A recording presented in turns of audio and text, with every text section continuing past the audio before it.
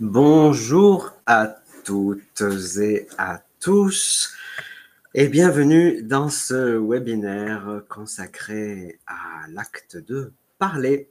Parler, c'est dire des mots dans le bon ordre. Je vous dirai quelques mots sur ce titre un petit peu mystérieux, un petit peu comique.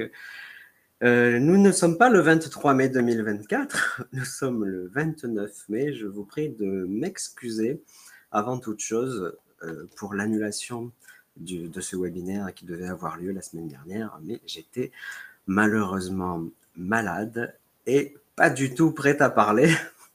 J'étais dans l'incapacité de parler, de me concentrer et de faire une présentation de ce manuel dans l'équipe duquel j'ai la chance de travailler. Je suis bien Pascal Biarras, ça par contre, c'est sûr. Alors, bonjour, je vois que les gens dans le chat saluent, disent bonjour, j'espère que vous allez bien et que vous êtes confortablement installés pour passer cette petite heure ensemble et pour nous intéresser au contenu de ce nouveau manuel des éditions Maison des Langues, de voir un petit peu ce qu'il propose comme philosophie de l'enseignement et sa vision d'une langue étrangère qu'on enseigne, et de voir un petit peu quelles activités on va pouvoir mettre en place, développer avec nos apprenants pour qu'ils soient le plus rapidement possible prêts à parler. Alors, dans un premier webinaire du mois d'avril, je vous ai longuement parlé du niveau A1. Donc aujourd'hui, je vais me concentrer beaucoup sur le niveau A2 et le niveau B1 qui vient de sortir. Et peut-être qu'un jour, j'aurai la chance de vous parler du niveau B2 qui sortira très bientôt. Alors, parler, c'est dire des mots dans le bon ordre. Qu'est-ce que c'est que ce titre? C'est un titre qui est en réalité inspiré de théorie de la communication. Vous vous souvenez peut-être de vos études, de l'axe paradigmatique et de l'axe syntagmatique. Lorsque nous parlons, nous évoluons toujours entre deux axes. L'axe paradigmatique qui correspond au catalogue de lexique, au catalogue de mots que j'ai à ma disposition pour m'exprimer, et un axe syntagmatique qui est l'ordre logique de la phrase. Lorsque l'on parle, par définition, on ne peut pas dire plusieurs choses en même temps, et donc nous sommes soumis à l'ordre chronologique. Donc les mots s'enchaînent les uns à la suite des autres.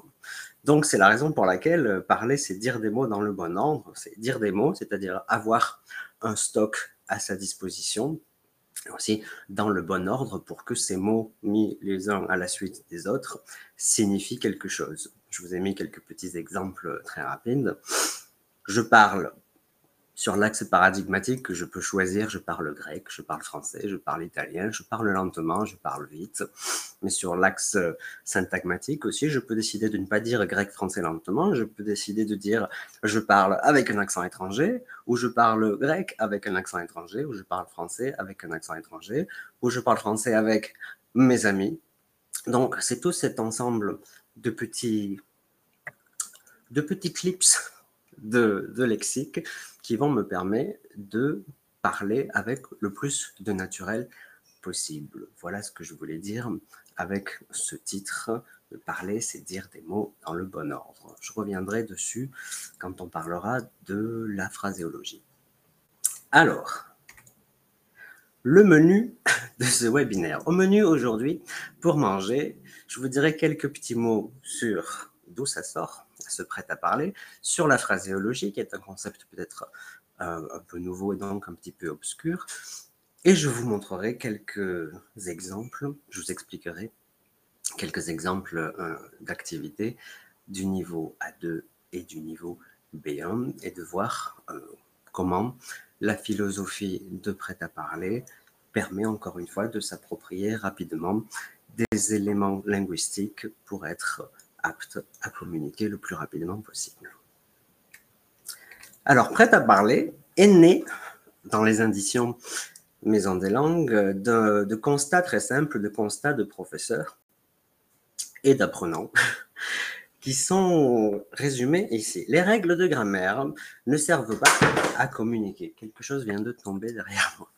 Les règles de grammaire ne servent pas à communiquer. La preuve, c'est qu'on peut très bien connaître par cœur énormément de règles, mais ce n'est pas ça qui va faire de nous un locuteur efficace. Un autre constat que nous avons en classe, encore une fois, en tant qu'enseignant et en tant qu'apprenant, c'est que nous ne sommes pas tous des syntaxophiles. Syntaxophiles, c'est-à-dire des grands amateurs de grammaire. Il existe aussi en classe une forme d'impatience à communiquer. On a envie que le temps que l'on passe en classe soit rentable et que ce soit pour nous, dans la semaine, dans notre emploi du temps, une occasion de communiquer et de parler une langue étrangère qu'on est en train d'étudier et qu'on n'aura pas l'occasion de parler avec sa famille, avec ses enfants, avec ses grands-parents. Et puis un autre constat, c'est que sans lexique, on ne va nulle part. On ne peut pas parler seulement avec des règles, ce serait trop sec, c'est impossible d'ailleurs. C'est exactement comme si on voulait cuisiner sans ingrédients. Pour cuisiner, il faut des ingrédients, il faut de la matière première. C'est la raison pour laquelle, dans Prêt à parler, on a adopté une démarche qui va à l'essentiel, avec une volonté de dégrammatiser la grammaire. Alors, dégrammatiser la grammaire, je vous montrerai qu'est-ce que ça veut dire et comment on peut faire. On peut le faire avec une approche basée sur la phraséologie. Alors, j'ai trouvé une citation de Corinne Royer, qui est la réviseuse pédagogique de la collection Prêt à parler, qui était aussi autrice de Rond-Point. Je ne sais pas si vous avez déjà utilisé ce manuel, qui définit la phraséologie de la manière suivante. La phraséologie étudie les associations fréquentes des mots dans une langue ou les co-occurrences. Peut-être que vous allez m'entendre dire souvent dans ce webinaire le mot co-occurrence. Une co-occurrence, c'est une association fréquente de mots. Ces syntagmes préfabriqués, de deux ou plusieurs mots, constituent le fond du lexique mental du locuteur natif et représenteraient plus de la moitié de nos discours oraux et écrits. C'est-à-dire que nous avons dans notre stock, dans notre tête, une langue ou plusieurs langues, tout un stock de syntagmes préfabriqués qui nous permettent de nous exprimer tous les jours. Là, je suis en train de vous parler. Si je suis capable de vous parler, c'est parce que j'ai en moi tout un stock de syntagmes préfabriqués, de co-occurrences, de mots associés. Lorsque je dis mots associés, dans ma tête, mots associés sont déjà associés. C'est un syntagme préfabriqué. Alors, pour vous faire comprendre bien qu'est-ce que c'est ces histoires de syntagmes préfabriqués, je vous ai trouvé quelques petits exemples et je vous propose un jeu. Voici quelques petites expressions en grec. Καλό βράδυ, χρόνια πολλά, χάνω τον ήρμο, σως και αυλαβείς, 2 μέτρα και 2 σταθμά, με ένα σμπάρο, 2 τριγώνια. Très rapidement, est-ce que vous seriez capable, sur un petit coin de papier ou dans votre tête, de retrouver les équivalents français de ces expressions? Je vous laisse réfléchir et je bois.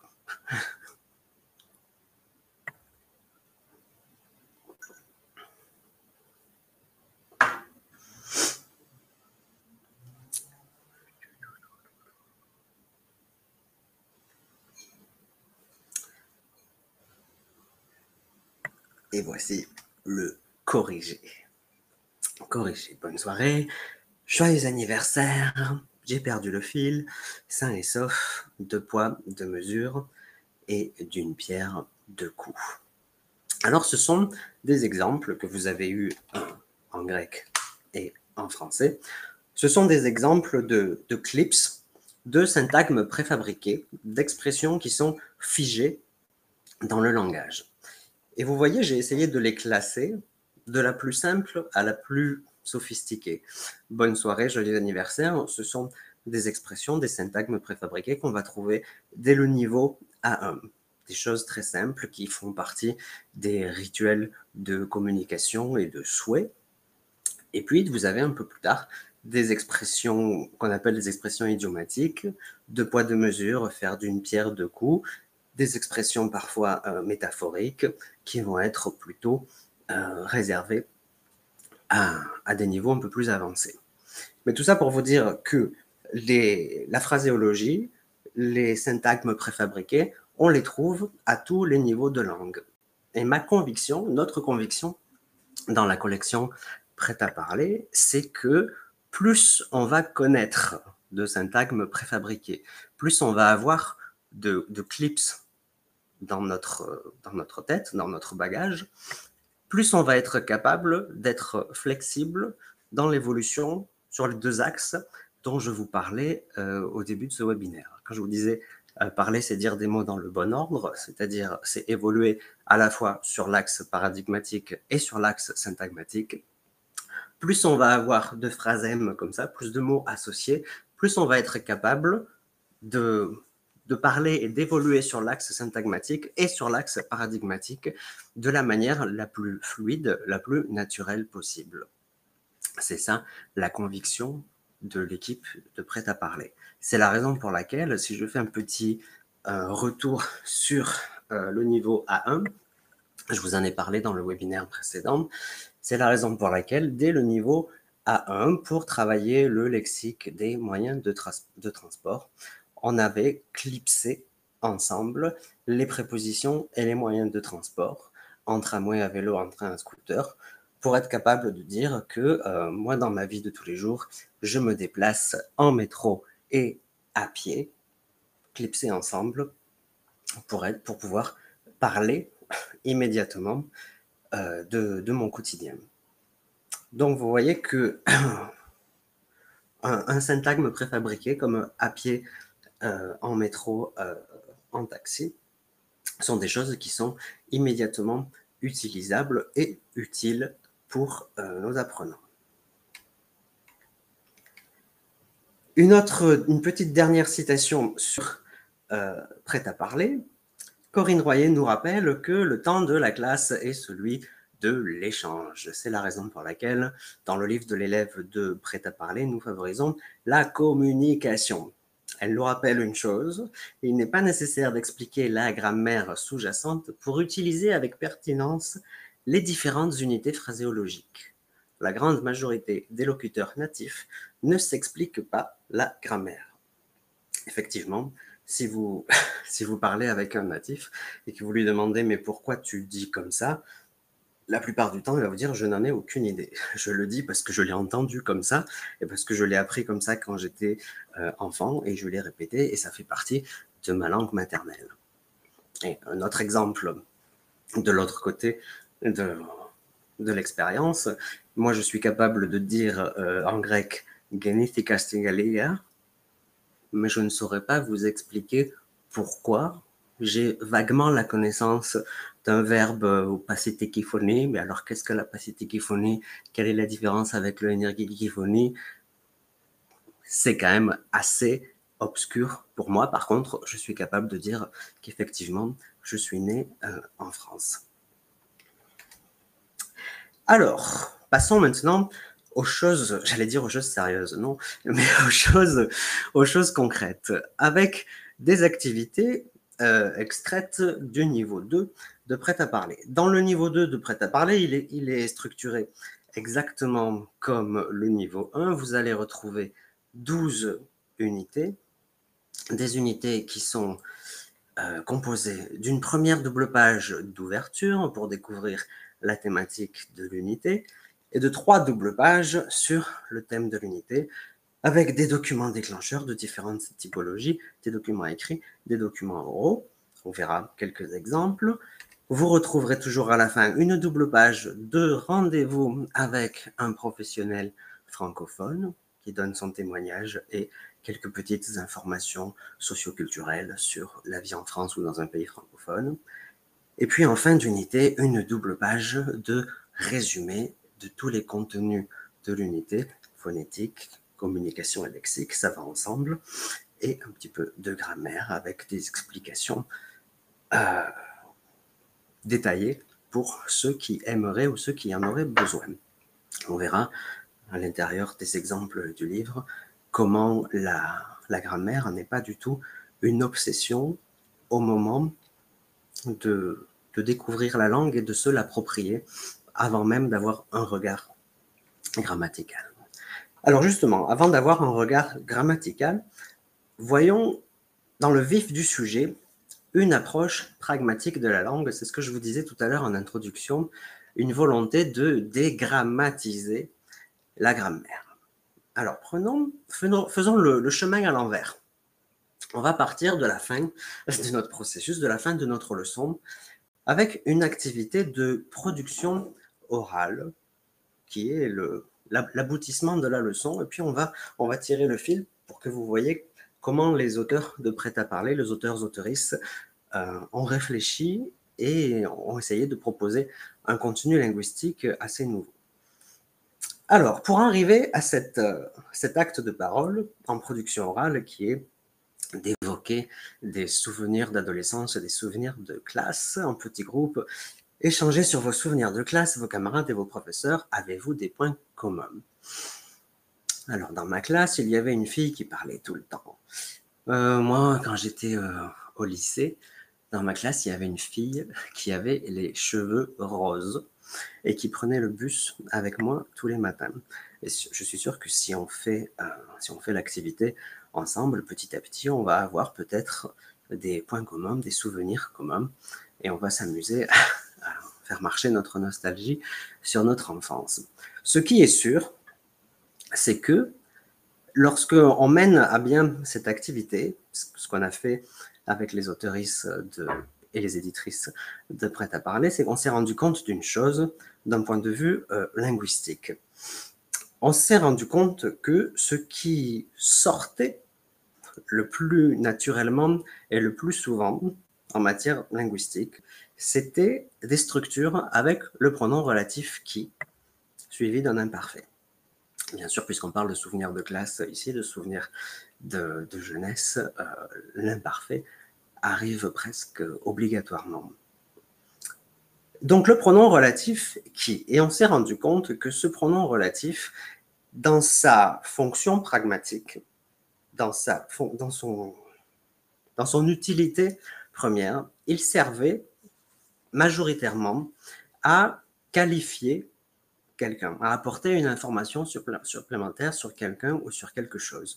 Lorsque je dis une fille qui parlait tout le temps, une fille qui avait les cheveux bleus, une fille qui prenait le bus le matin, et il y avait un prof qui transpirait beaucoup, qui avait des auréoles sous les bras, et on se moquait de lui.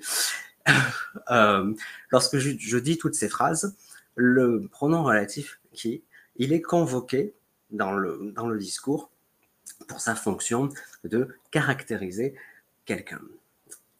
Et c'est avec en tête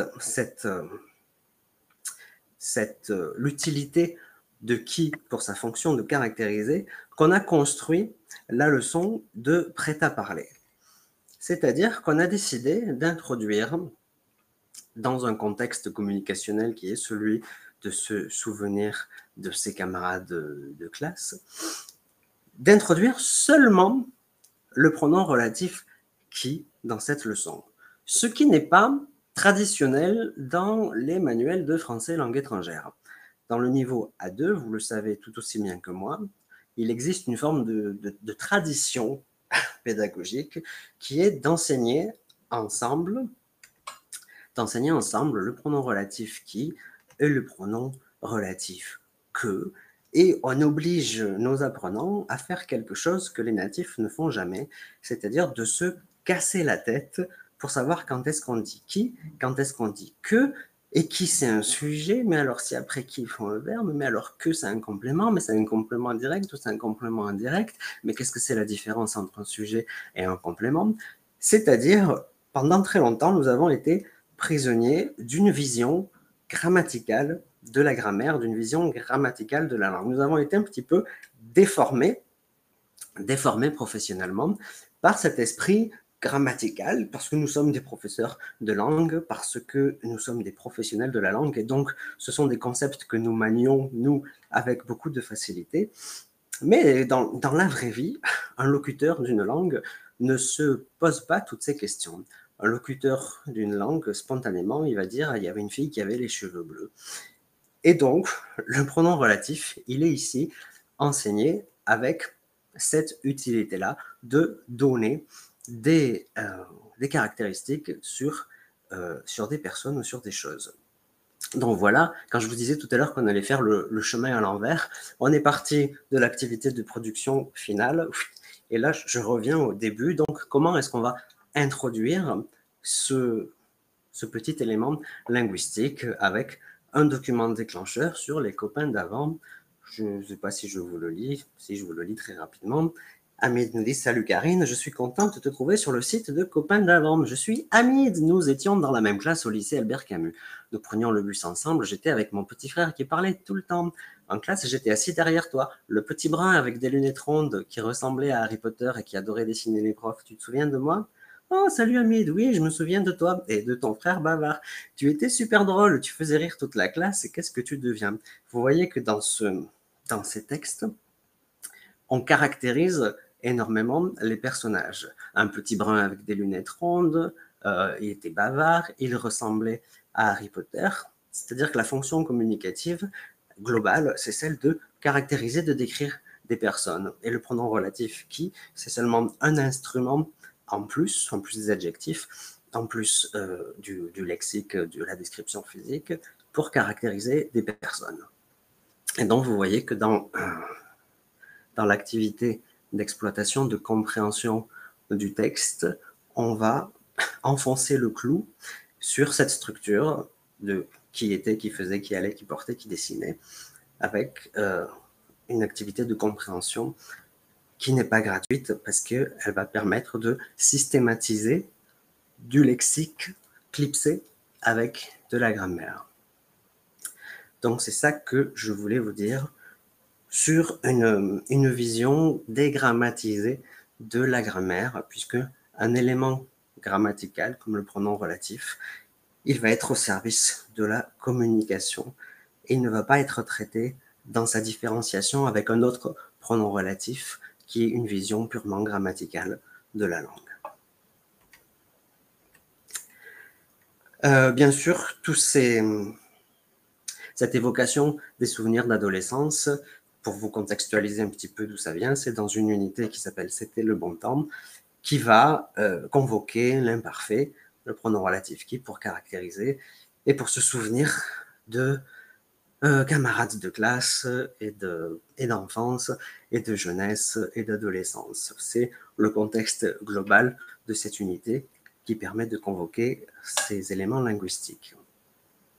Alors, un autre exemple de comment est-ce qu'on aborde la langue, comment est-ce qu'on aborde certains faits linguistiques dans Prêt à parler 2, avec un magnifique document que je ne vais pas vous lire, mais que nous allons écouter. Johanna Acústica Paracalo.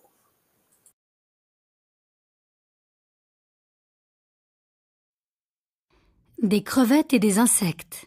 Nous avons rencontré Stevie, crossfitter star sur YouTube, pour parler de sport et d'alimentation. Quel est le meilleur sport pour être musclé?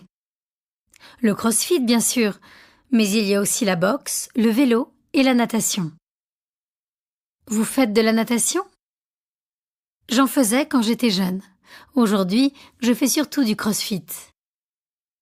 C'est vrai que vous ajoutez du citron dans votre eau? Oui, j'en mets toujours un peu. C'est bon pour la santé. Qu'est-ce que vous mangez après le sport? Je mange de tout. De la viande, du lait, des fruits et des légumes. À propos de fruits et légumes, vous en mangez 5 par jour? Oui, parfois plus. Où trouve-t-on des protéines si on ne mange pas de viande? On en trouve dans les amandes, les lentilles et les crevettes. C'est excellent les crevettes. Vous en mangez beaucoup? Oui. Vous savez que les crevettes sont moins caloriques que le poulet? En plus, elles sont aussi bonnes pour la santé que le poisson. Et il y a plein de vitamines dedans. C'est vrai que vous mangez des insectes? J'en ai mangé une fois et j'ai beaucoup aimé. Ils contiennent plus de protéines qu'un œuf. Et leur production est moins dangereuse pour la planète que la production de viande. Alors préparez-vous. Les insectes, c'est l'avenir.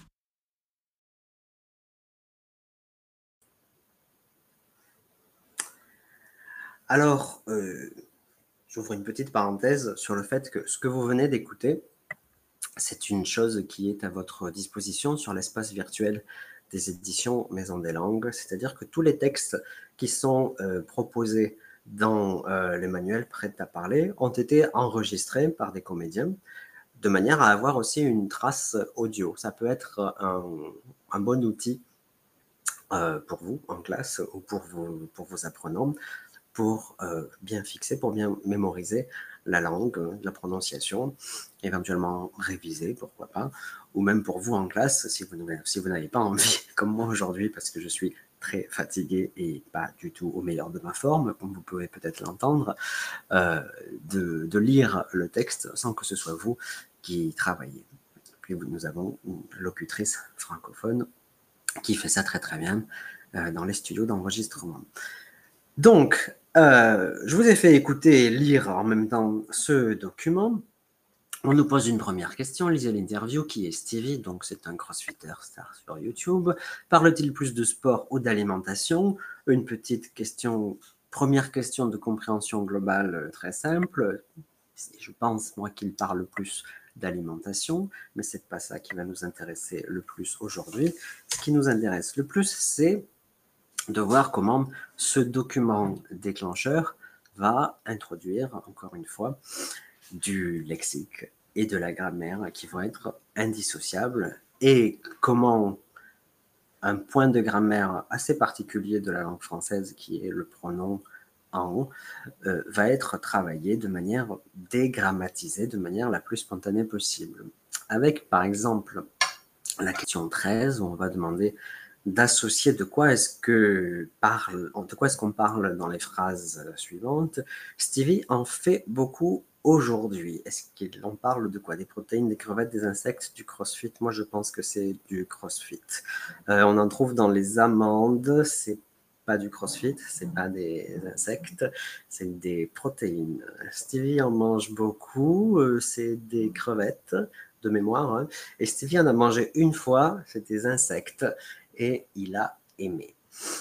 Et vous voyez comment, lorsque je réalise l'activité très rapidement, mine de rien, sans m'en rendre compte, je perçois un petit peu le fonctionnement de en. Je vois qu'il y a un point commun que dans toutes les phrases, en remplace quelque chose introduit par de. Et ensuite, on me demande, que dit Stevie sur la natation? Sur la natation, je pense qu'il en fait beaucoup.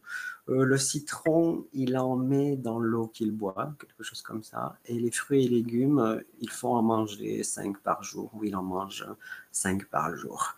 Une petite activité de mémoire sur la lecture du document, mais encore une fois, qui va nous permettre de mastiquer immédiatement et de prononcer des éléments langagiers, des petits énoncés, des petites phrases dans lesquelles on va avoir assez naturellement des pronoms en qu'on va s'approprier sans passer par une explication explicite de comment ça fonctionne. Alors, vous voyez que dans la marge du manuel, il y a en jaune le pronom en avec une mini explication grammaticale pour ceux qui en auraient besoin, mais l'expérience enseigne en tant que prof. Moi, j'ai enseigné avec ce manuel et avec cette leçon en particulier. L'expérience enseigne que le déroulement des activités telles qu'elles sont proposées nous dispense d'une explication théorique sur le pronom en, puisque très rapidement, nos apprenants sont capables de créer dans l'activité 15 des petites devinettes pour faire deviner à leurs camarades des aliments. On en trouve dans le nord de la Grèce, où on en mange en Turquie et on en boit pour les fêtes. Et de faire aussi une activité que j'aime beaucoup, l'activité 16, de parler de sport, puisque Stevie parle à la fois d'alimentation et de pratique sportive. Mais vous voyez que dans l'activité 16, on demande aux camarades de réagir à l'aide de phrases qui sont du prêt-à-parler, qui sont des phrases qui sont très souvent prononcées par des francophones natifs, et on va se les approprier en jouant à répondre seulement une des phrases qui sont proposées dans l'activité. Par exemple, de la natation. Ah ben moi, j'en faisais quand j'étais petit, mais j'en fais plus. ou je n'en ai de l'escalade, je n'en ai jamais fait, mais j'aimerais en faire. Ce sont des phrases, encore une fois, qu'on répète très souvent, et cette activité va permettre à nos apprenants de se les approprier, de les mémoriser. Et puis une dernière chose qui est proposée dans cette leçon consacrée à l'alimentation et la pratique sportive et qui nous permet de convoquer encore une fois très naturellement un point de grammaire abordé de manière dégrammatisée, c'est une activité qu'on appelle une activité son, une activité de phonétique, en particulier sur la liaison. Et je ne résiste pas au plaisir de vous la faire écouter grâce à Johanna Acústica Paracalo. Activité 17. 1, On en mange pour les fêtes. 2, Je n'en ai pas mangé. 3, On n'en a jamais mangé. 4, Il en a mangé une fois. 5, Vous en mangez beaucoup? 6, Ils en ont bu après le sport.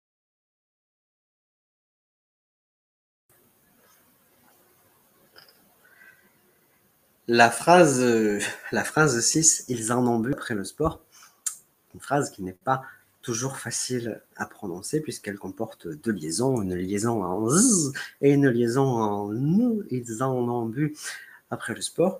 Encore une fois, ce sont des énoncés un petit peu figés, des énoncés stéréotypés qui méritent qu'on s'y arrête pour se les approprier, pour les mémoriser, de manière à les ressortir en contexte communicationnel le plus rapidement, le plus fluidement, le plus naturellement possible et dans le bon ordre. Je crois que j'ai un dernier exemple d'activité de production orale qui est tiré du niveau A2. C'est l'activité 9 où on va mastiquer le syntagme figé en train de, grâce à un petit jeu d'observation d'un dessin et de situer une famille en train de pique-niquer, un homme en train d'attendre le bus, une femme en train de retirer de l'argent. J'attire votre attention sur le fait que très souvent dans les manuels de FLE, on propose être en train de faire quelque chose sans signaler à nos apprenants que en train de peut suivre un nom. Une famille en train de pique-niquer, un homme en train de retirer de l'argent ou le contraire, une femme en train d'attendre le bus. Ça fonctionne tout aussi bien qu'une femme qui est en train d'attendre le bus. J'attire votre attention sur un élément d'actualité. Je ne sais pas si vous avez déjà vu dans les médias l'affiche des Jeux olympiques et paralympiques de Paris 2024 qui commenceront fin juillet. C'est un document qui est très intéressant à travailler avec nos apprenants. D'abord parce qu'il est joli, parce qu'il nous permet de parler de ce qui se passe en France, mais surtout parce qu'il va nous permettre de recréer le jeu que nous avons pratiqué avec le pique-nique et la dame en train d'attendre le bus. Avec un nouveau document visuel, on va essayer de trouver et de dire tout ce qu'on voit sur cette affiche. Moi, je vois énormément de sport. Je vois des gens en train de faire la fête. Je vois des joueurs de water-polo en train de jouer dans la Seine. Je vois un plongeur en train de regarder Paris. Je vois énormément de gens en train de faire énormément de choses. Donc voilà, une petite parenthèse, une idée pour vous, pour vos cours d'exploitation de ce magnifique document authentique. Bien, j'arrive petit à petit au niveau B1 de prêt à parler. Et là, je pense que je vais devoir accélérer un petit peu pour vous montrer quelques exemples tirés de ce niveau. Alors, un premier exemple d'activité, c'est d'activité et de thématique en particulier, pardon, qui est l'unité 6, une unité qui va être consacrée aux objets, à la consommation, à la surconsommation et à certains petits gestes écologiques.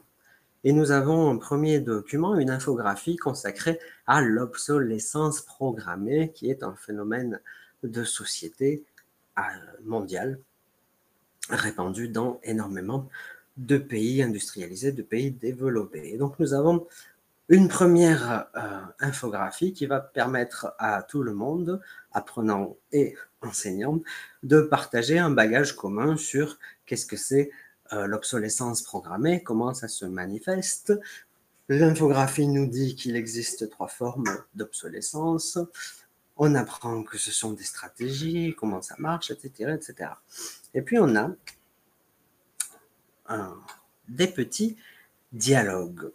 Et on va avoir comme question de compréhension des dialogues une question qui va demander d'associer les connaissances préalables qu'on a partagées sur l'obsolescence programmée au dialogue pour montrer qu'on a bien compris et l'infographie et les dialogues.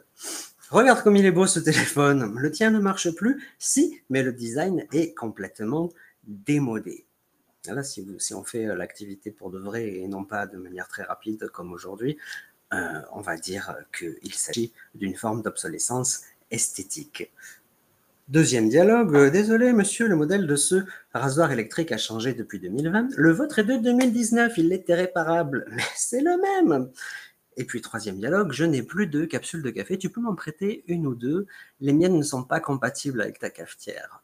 Donc je suis sûr que vous reconnaissez des situations de la vie quotidienne qui montrent que l'obsolescence programmée, en réalité, est partout. Mais d'un point de vue linguistique, ce qui va être intéressant ici, et je suis sûr que vous l'avez deviné déjà, puisque vous avez l'esprit d'un prof, de voir comment les pronoms possessifs vont être convoqués au service de la communication. Et donc, on va inviter les apprenants à se poser la question comment votre rasoir électrique, mes capsules et ton téléphone sont évoqués dans les petits dialogues. Eh bien, avec des petits syntagmes figés, encore une fois, le tien, le vôtre, et les miennes, qui sont des pronoms possessifs. Mais si on ne sait pas que ça s'appelle des pronoms possessifs, c'est pas grave. Et on va continuer à travailler ces pronoms possessifs en se familiarisant avec leur présence dans des énoncés. Je vous propose d'écouter l'activité numéro 14. Écoutez les dialogues et observez le tableau. Montrez le pronom possessif que vous entendez, puis complétez les formes manquantes. Ioana Acustica Paracalo.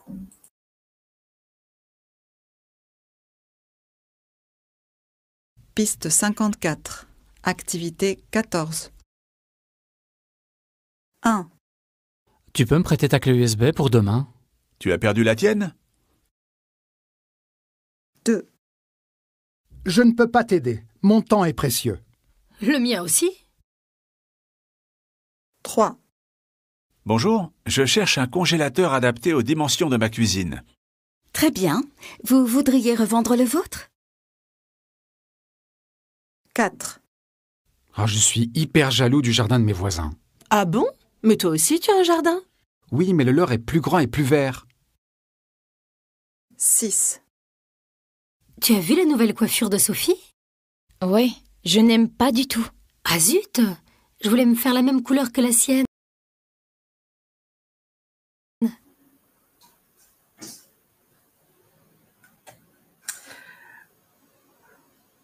Une fois qu'on a entendu, qu'on a identifié tous ces petits syntagmes, on va pouvoir, par association, par esprit de logique, compléter le tableau avec le tien, les miennes, les vôtres, c'est-à-dire des structures qu'on a vues, qu'on revoit, et qu'on va, à partir de l'activité 15, qu'on va pouvoir remastiquer dans des activités de production, où on va en groupe comparer nos objets préférés, objets du quotidien, d'électroménager, de vêtements. Je n'insiste pas, j'accélère. Je passe à une autre activité et un autre point linguistique pour vous montrer encore une fois comment Est-ce qu'on va engager nos apprenants dans des activités de compréhension et de réutilisation immédiate de certaines structures grammaticales contenant du lexique le plus rapidement possible sans passer par, encore une fois, une approche trop théorique de la grammaire. Nous sommes toujours dans l'unité 6 consacrée à la consommation et à des petits gestes écologiques, avec un document comment lutter contre le gaspillage, non pas alimentaire, mais le gaspillage vestimentaire. Je vous lis le document. Un Français achète environ 10 kg de textiles par an. Cette surconsommation a un impact direct sur l'environnement. En effet, le secteur du textile pollue énormément. Par ailleurs, cette surconsommation produit une immense quantité de déchets. Face à ce constat, modifions nos habitudes. Mais comment lutter contre le gaspillage vestimentaire? Donc, nous avons un petit document et une activité, 19. Lisez le document. À quelle phrase correspond chaque image? Quelle proposition vous a le plus amusé? Pourquoi? Donc, nous avons un petit jeu. 1, 2, 3, 4. A, B, C, D. En portant toujours les mêmes vêtements. C'est l'image A, B, C ou D. Je crois que c'est la A. Numéro 2, en utilisant les habits de son enfance. Et je pense que c'est l'image D. 3, en pratiquant le naturisme. Je pense que c'est la C, puisque le monsieur, il est tout nu. Et 4, en ayant une toute petite armoire.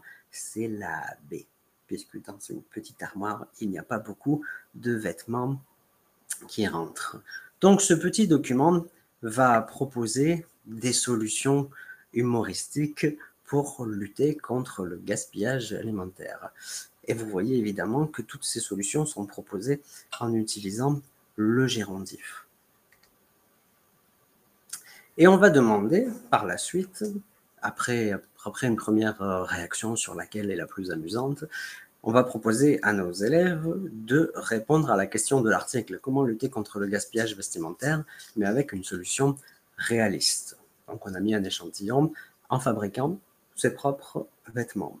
Et donc, par mimétisme, on va engager encore une fois nos apprenants à reproduire la structure en blablabla sans passer par l'explication trop théorique. De la même manière, dans l'activité 21, on va inviter nos apprenants à faire une chose intéressante. D'écrire des questions pour chaque proposition.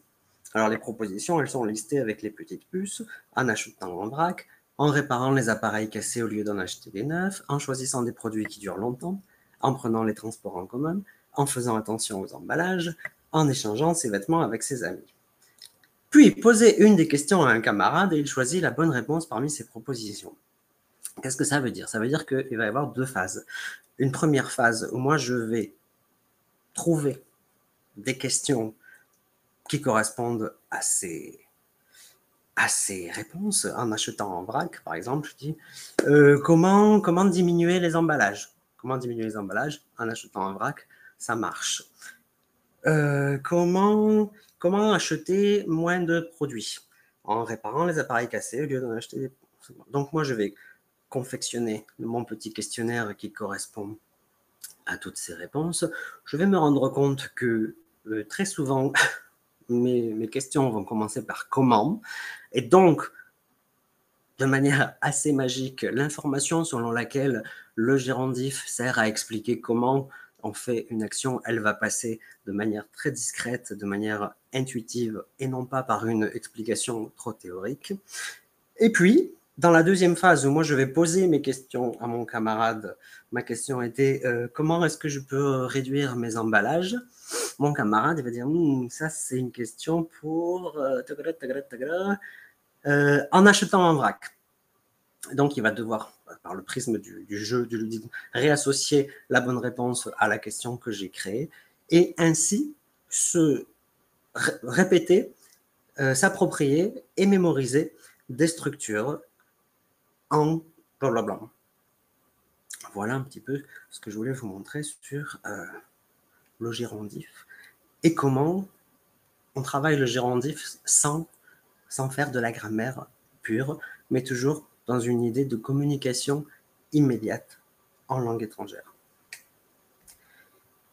Et puis je finirai ce webinaire avec la star, la star du niveau B1, c'est-à-dire le subjonctif. Et vous allez voir que au niveau B1, on travaille beaucoup les sentiments, les émotions, et que parler de ces émotions, de ces sentiments, de ces ressentis vont nous obliger à conjuguer des verbes au subjonctif. Et on va voir comment on va pouvoir se les approprier dans une approche phraséologique qui va inviter nos apprenants à dire les mots dans le bon ordre, sans se casser la tête sur une théorie de conjugaison.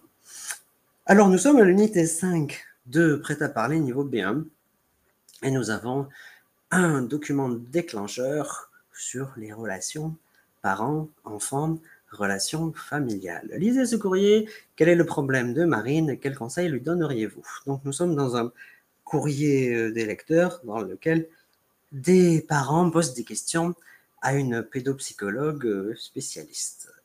Alors, qu'est-ce qu'elle nous dit, Marine? Chère Ludivine, ma famille et moi allons bientôt passer les fêtes de Noël chez mes parents, où il y aura aussi ma sœur et sa famille.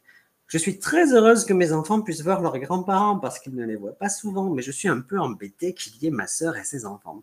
J'adore ma sœur, mais nos principes éducatifs sont très différents. Mon mari et moi, nous sommes assez stricts dans notre manière d'éduquer nos enfants et peut-être parfois un peu trop autoritaires, mais nous sommes très fiers que nos enfants soient sages et respectueux. Ma sœur est très permissive avec ses enfants. Elle est super laxiste. Elle les laisse faire ce qu'ils veulent et le résultat, c'est que mes neveux sont insupportables. Ça m'énerve qu'ils soient aussi mal élevés, mais je n'en ai jamais parlé à ma sœur parce que j'ai peur de la blesser. Et puis aussi, ça m'embête que ces enfants aient le droit de regarder la télé pendant des heures ou qu'ils puissent manger autant de bonbons qu'ils veulent. Mes enfants n'ont pas les mêmes droits, ce n'est pas juste. Mais si je les laisse faire ce qu'ils veulent pendant les vacances, j'ai peur qu'ils prennent de mauvaises habitudes. Je ne sais pas quoi faire. Est-ce que je dois en parler avec ma sœur ou est-ce qu'il vaut mieux ne rien lui dire? Et dans ce cas, est-ce que je dois exceptionnellement laisser plus de liberté à mes enfants? Merci de m'éclairer, Marine. Marine a bien des problèmes, des problèmes dans lesquels je reconnais mes propres problèmes de famille et je pense peut-être vous aussi, puisque la question de l'éducation des enfants et des différences de comment on éduque les enfants avec les cousins, les injustices sur les manières d'éduquer les enfants, c'est, je pense, des problèmes assez universels. Bien, intéressons-nous à l'exploitation qui est proposée de ce document déclencheur. On va demander à nos apprenants de souligner les expressions qui permettent d'exprimer des sentiments, de voir globalement lesquels sont positifs et lesquels sont négatifs.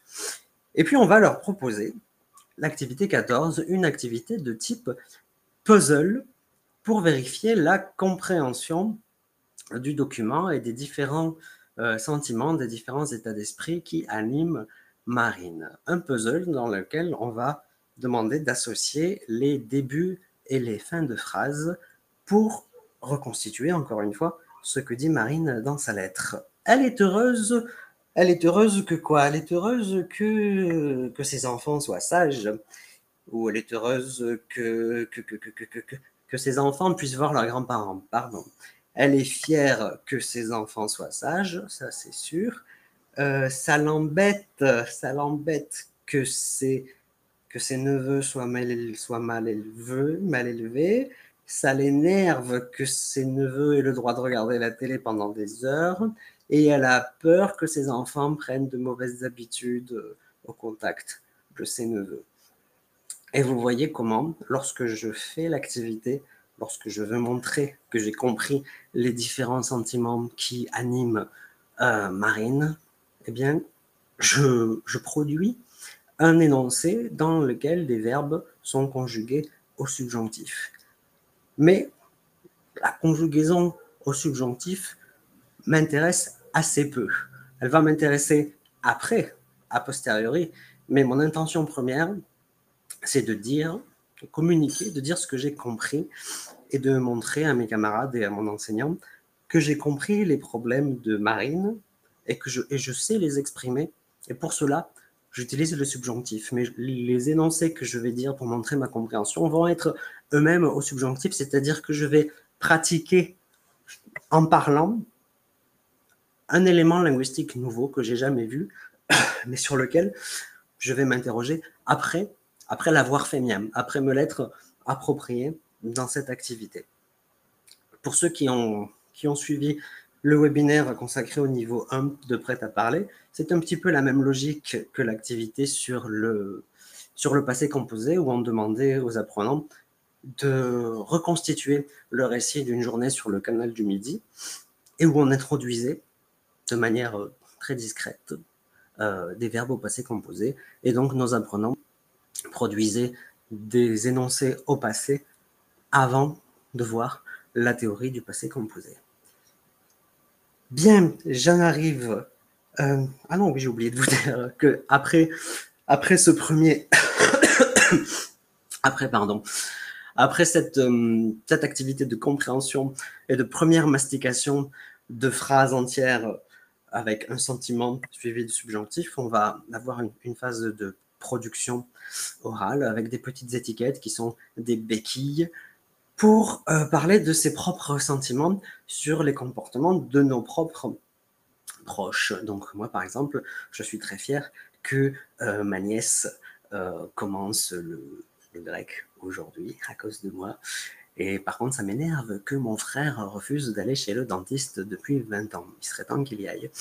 Bien, je fais l'idiot parce que j'arrive en fin de ce webinaire. J'espère avoir été clair malgré tout. Je ne sais pas si vous avez des questions, peut-être que vous pouvez les poser dans le chat. En tout cas, je vous remercie de votre attention, de votre intérêt et de votre patience. Et j'espère vous voir un jour en vrai, peut-être à Athènes ou ailleurs en Grèce. Et si vous n'avez pas de questions, je vous souhaite à toutes et à tous une très bonne continuation, une bonne découverte du manuel Prêt à parler, si vous le souhaitez, et une très très bonne journée. À bientôt.